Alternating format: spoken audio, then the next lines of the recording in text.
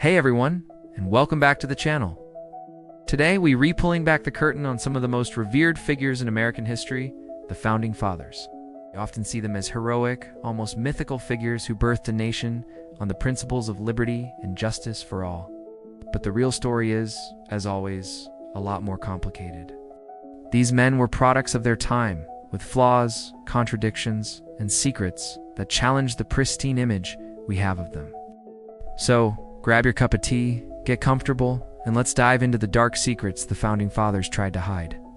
First up, let's talk about the giant, uncomfortable truth that hangs over the founding era: slavery.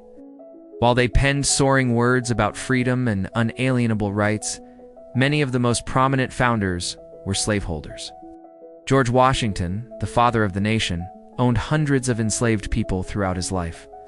He inherited his first 10 enslaved individuals at just 11 years old. While he expressed some private reservations about the institution later in life and made provisions to free his slaves in his will, this freedom only came after his wife Martha's death.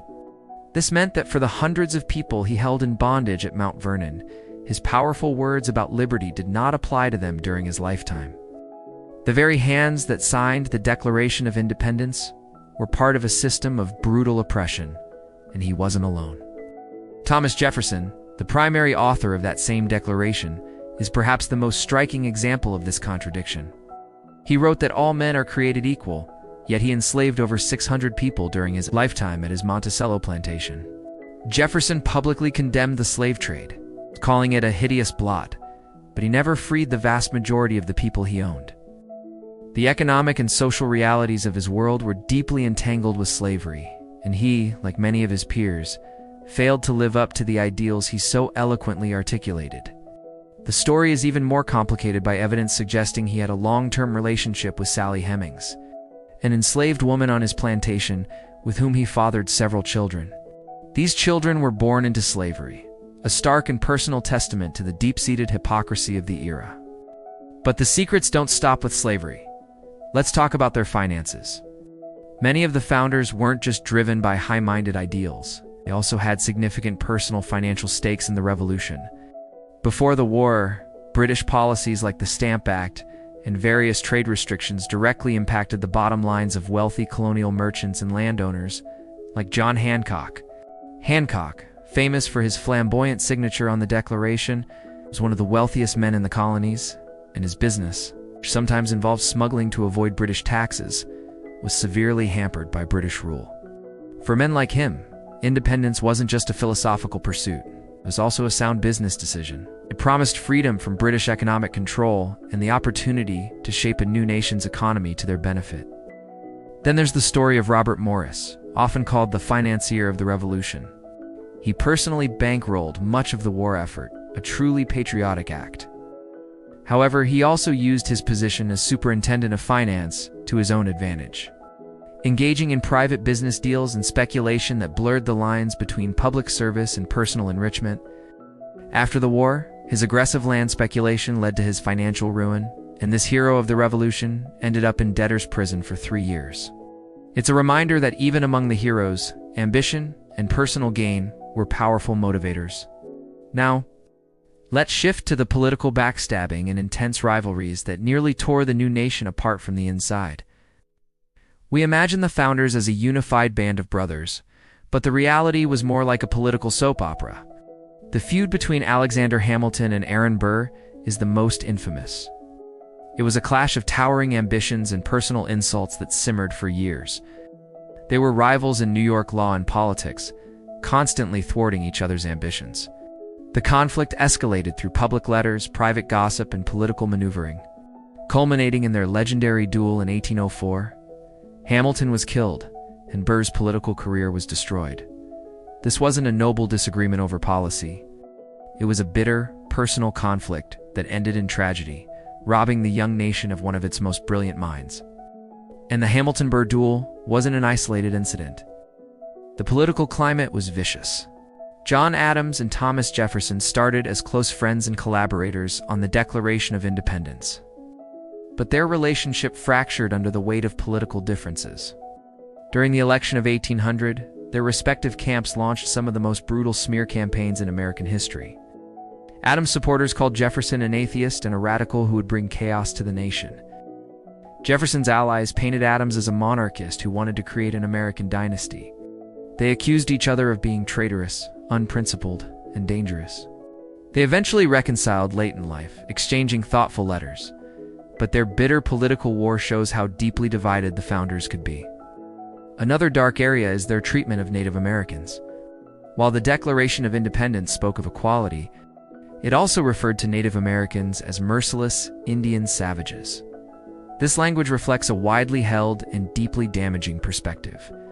From the very beginning, the founders' vision of an expanding American republic came at the direct expense of the indigenous peoples who had lived on the continent for centuries. George Washington's early career involved fighting against native tribes. As president, his policies aimed to civilize them, which in practice meant forcing them to assimilate to American ways or be pushed further west. Thomas Jefferson, while expressing some intellectual curiosity about native cultures, was the architect of westward expansion. He orchestrated the Louisiana Purchase, which doubled the size of the country and set the stage for the forced removal of countless tribes from their ancestral lands. The liberty the founders championed was, for Native Americans, a relentless tide of displacement and destruction. Let's also not forget the suppression of dissent.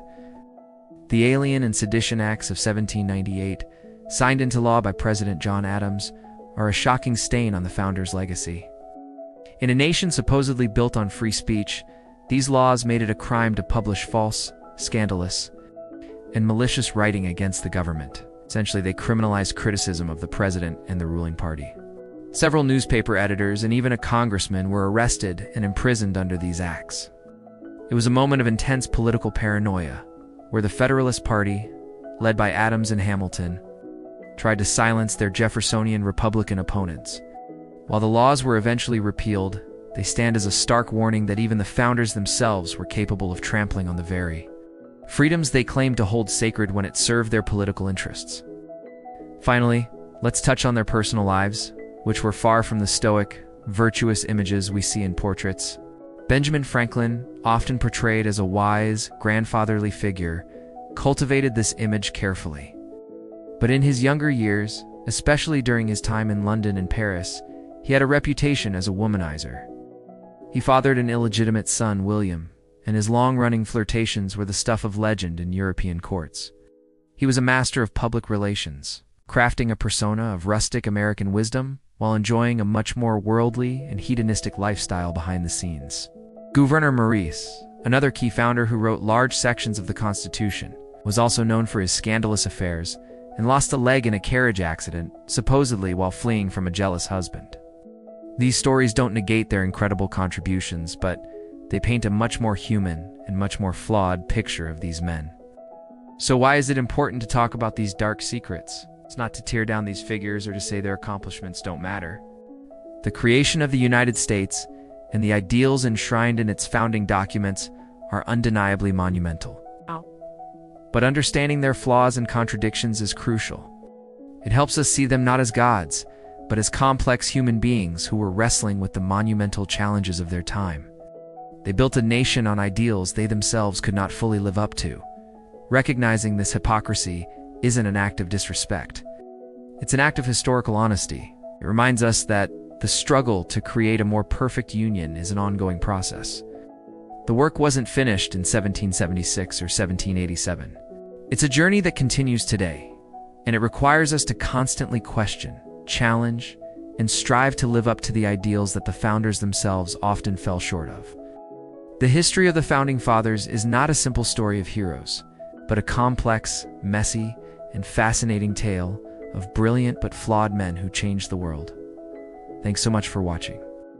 What do you think is the most surprising secret about the founders? Let me know in the comments below. And if you enjoyed this journey into the messier side of history, make sure to hit that like button and subscribe for more content. We'll see you in the next video.